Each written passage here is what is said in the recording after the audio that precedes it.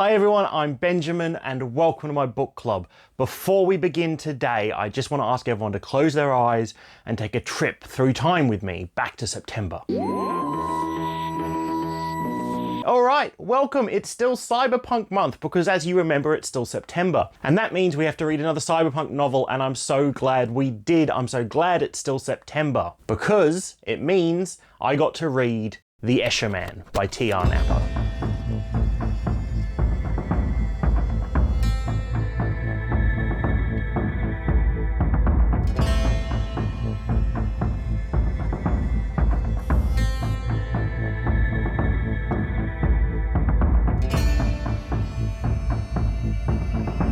This brand new novel by an Australian author, no less, was one I was looking forward to for a very long time. Disclaimer right off the bat, ℕ𝕚𝕚𝕚 was kind enough to send me a copy of this book for free for a review. I was literally standing in a bookstore searching for this book to buy because I'd heard that it came out, so I went to the bookstore to try and buy it, only to find out that it actually wasn't released in Australia yet. I made a Twitter post about that and he responded offering to send me a copy of the book, and so thank you very much. This is a fully unbiased review though, but I really appreciate that. In The Escher Man we follow ℓ𝕚𝕚𝕚𝕚, which is a mouthful. He's a violent mobster. He's the head of security for Mr. Long, who is the boss of the crime syndicate in Macau. Or at least that's what Endgame's memories tell him he is. We're in a world here where the population's undergone widespread memory problems.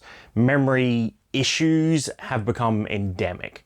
And to solve this, the cybernetic implant of choice by the majority of the population is the memory chip.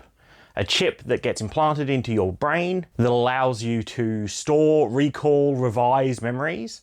And it's the use of this chip and this technology that is at the core of this story and is just absolutely fascinating. We tell a story here about trusting your memories, because who are you if not your memories? And if other people can edit and change and erase your memories, then what can they make you do? Who can they make you become? And in this story, we have characters handing over their memory chips. We have a story of memory change, memory erasure, memory repression. And it's just one of the most interesting and terrifying concepts in near future sci-fi is this idea of brain augmentation and brain chips. And this story is so prophetic about why I think that's such a terrifying concept. As I said, when I was first looking for this book, I discovered that it wasn't yet out in my country, but it is out everywhere now. So you can find a link in the description below if you want to pick up The Escher Man for yourself. Look, long story short, I thought the book was outstanding. It's a high point of Cyberpunk month for me. Really glad that we haven't reached the end of Cyberpunk month so I can still talk about it. But let's just kick off with some of the things that I liked. First off, obviously the memory and brain chip stuff is a topic that fascinates me.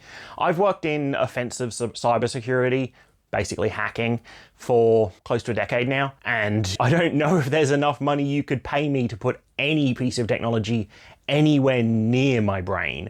And it's stories like this that convinced me that, yeah, nah, it's not a good idea. And yet in this story, the world has gone through this epidemic of memory problems, the cause of which is unknown, but mysteries towards which we touch on in this book.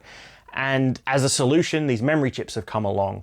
And in this story, we see lots of examples of how they get used. We see people handing them over to their employers. We see particularly criminals erasing memories of crimes they've committed so they can't be used against them. We see whole businesses have started up around the creation of these memories, the storage of them, creating better brain chips, creating better ways to store these. We see spouses trading brain chips so they can recall each other's memories. And it's a fascinating exploration into memory, and the writing and the prose carries that story and that concept so well. Just as one example of Endgame's manipulated memories changing and not being sure of who he is or what's going on, we have a repeated flashback several times throughout this book. And I think it was the second time, maybe I didn't catch it until the third time, that I noticed that every time it was happening, things were changing minutely. Not big changes, mostly the things were happening the same, but people were saying things slightly differently, or actions were happening differently. There was different inflection in the voice. And I was chilled by that, the idea that, you know, over time you could erase and change memory bit by bit by bit so that no one notices that something's going on. And how that might change a person is core to the story. Endgame is a fantastic character in this. He's a violent mobster criminal who, as an aside, is actually kind of like a bad guy, and I love that. too often I read a book that touts that it's got a criminal mastermind or some gangster as the main character, and then we find out that, you know, he's just the hero of the book like any other book. The bad guys are really bad and he's just kind of sometimes morally grey. He or she, I should say. But really is a good guy at heart. Endgame, at least the Endgame we meet at the start of this book, is a violent mobster, and the book doesn't shy away from that violence. I love the violent aspects in this book. It's not like gory extreme horror. It's just like a really, really, really good action movie. The violence is visceral and it's impactful and it's brutal. Endgame is, in Shadowrun terms, would be a street samurai. He is a cybernetically enhanced muscle man, right? He's got cybernetic joints and skeleture and musculature that makes him stronger and better and, you know, heavier and more violent than an average person. And on top of that, he's got all the brain conditioning and memory manipulation that the Syndicate have put into him. And it leads to some of the best action scenes I've read. Definitely the best action scenes I've read in cyberpunk books. And the book is scarily prophetic. I don't know if this is a direct correlation to the writing of this book, but I definitely saw and drew from this aspects of our current kind of attention span culture with, you know, TikTok and YouTube shorts and whatnot, reducing the time of content, reducing the time between dopamine hits, and how that's clearly affecting people. I mean, I felt it personally in my life, that for a long time I was looking at YouTube shorts, and then when I got back into reading, I was having real trouble, you know, getting used to the fact that you're not going to get a dopamine hit every 30 seconds. And I could see that problem evolving into things that look eerily like this book, into products that allow you to maybe improve upon that or store this sort of dopamine content stuff for later. And the world that this book builds is just scarily possible in the future of our own world. And speaking of the world in this book, it is fantastic. The world building is top notch. It is a cyberpunk book that isn't set in New York, Tokyo, Seattle. I think those are the big three, right? It is set in mostly southern China, starting off in Macau. We see some other parts of the world in Southeast Asia. And the culture here feels fantastic. Too often, these sort of near future science fiction books can be set in alternate cities, alternate countries, but still feel very American. Having traveled around Southeast Asia before, the areas described here feel Southeast Asian. They feel Southern Chinese. There is a culture at play in the world building, in the shops that are there, in the characters, in the discussions, and the dialogues that just drips off the page. And on top of that, we have several Australian characters who feel incredibly Australian to me. And not in the like, crikey mate, you see like a lot in over-the-top American TV shows where it's like obvious that character is Australian. In here, they just feel like Australians. They talk like Australians. The language they use, especially the swearing they use, is Australian. And it's just fantastic. And the world is super cyberpunky, but we're kind of on the fringe of that. It has that corporate overlord, that corporate intrigue and espionage sort of aspect that you love from cyberpunk. But from the start, we're deeply embedded in a criminal organization. We're not living in the land of the big mega zaibatsus of Neuromancer or Shadowrun. But that corporate overlord, that corporate control of technology is there, it's ever present, it's clear in the media, it's clear in the technology that's in use, it's clear in the implants that people are using, that this is that quintessential cyberpunk world. And finally, the writing, characters, dialogue, prose, all of it's fantastic. The dialogue didn't feel stunted or unnatural to me at all. The prose, especially when dealing with memory and the changes therein, is fantastic. And the characters are believable, which is the most important part. Our main character, Endgame, is violent. He's cybernetically enhanced. He's having memory issues, but he's also a family man. He's struggling with the memories that he has, and he's struggling with the memories he can't remember. And he's dealing with this memory loss in a few different ways throughout this book that are really interesting and fascinating. And we see him grow as a character as he rediscovers who he was, which is a really interesting way to go about things. And the side characters are fantastic too. They all feel like they have their own goals, their own ambitions, they all make sense. No one seems to be evil for evil's sake. No one seems to be a bad person because I'm a bad person. They all have their own agendas, and they're all just very believable. I only really have one issue that I ran into with this book, and it's kind of an issue of pacing. For the most part, the pacing of this book is fantastic. It's breakneck action scene to intrigue scene to emotional hit to action scene. Really, really enjoyable.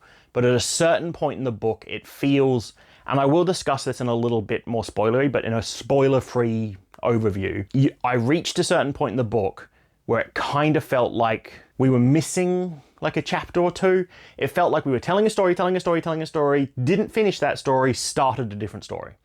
And don't get me wrong, this other story we started is perhaps one of my favorite parts of the book, but to begin with, I was feeling very dissatisfied because I think it's a signposting issue. Later on in the book, we do discover why this has happened and it all makes perfect sense and it's fantastic.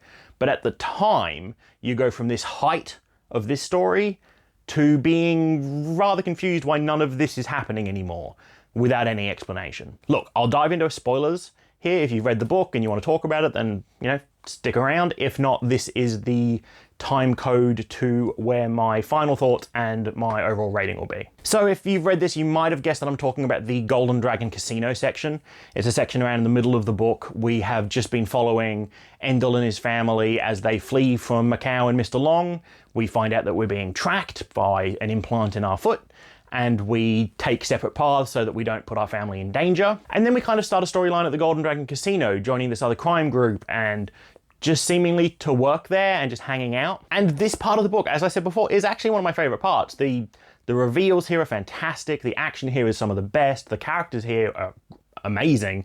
And the sort of interplay between the different groups is just beautifully done. I think the only issue is that we don't actually find out why we're here, namely because this is Mr. Long's operation and we're looking to burn it down, right?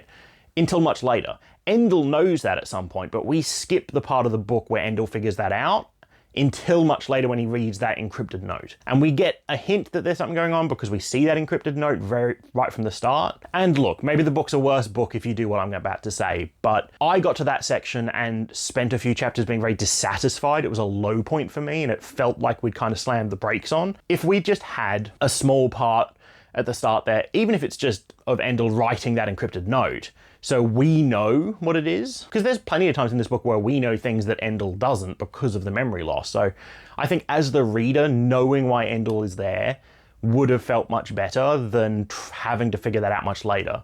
And it's not like you really figure it out organically through the story, it does just tell you later when 𝕚𝕚 checks out his encrypted note. I'm not an author, all I can tell you is how I felt reading the book, and that point was, for a little bit, a low point until it picked back up again. All right, spoilers over. If you're here for my final thoughts. Look, if I had to describe the book in like one-ish sentence, I'd say it's like John Wick in a world written by William Gibson, but plotted and storyboarded by Philip K. Dick. It's got that amazing action and action hero kind of centerpiece of John Wick. It's got that fantastic magical world building that I haven't really seen since I read 𝕚𝕚. And it's got the trippy, mind-bending sort of really prophetic plot of something like 𝕤𝕝. And it's an easy 9 out of 10 for me. This is a highlight of the year, and I really think you should check it out. I personally can't wait to check out his other two books, 36 Streets and Ghost of a Neon God, and I'm going to be jumping into them almost immediately. I really do think that T.R. Napper, after this book, is giving William Gibson a run for his money as my favorite cyberpunk author. And I'm really, really looking forward to diving more in. If you're still watching, thank you so much. Make sure to subscribe if you want more videos like this. Make sure to let me know in the comments below if there's any other cyberpunk books that I've missed out so far that you want me to talk about. I think maybe I'll just keep reading cyberpunk books instead of confining it to a month at this point. But the only thing you can really do to help me out more than that is to keep reading.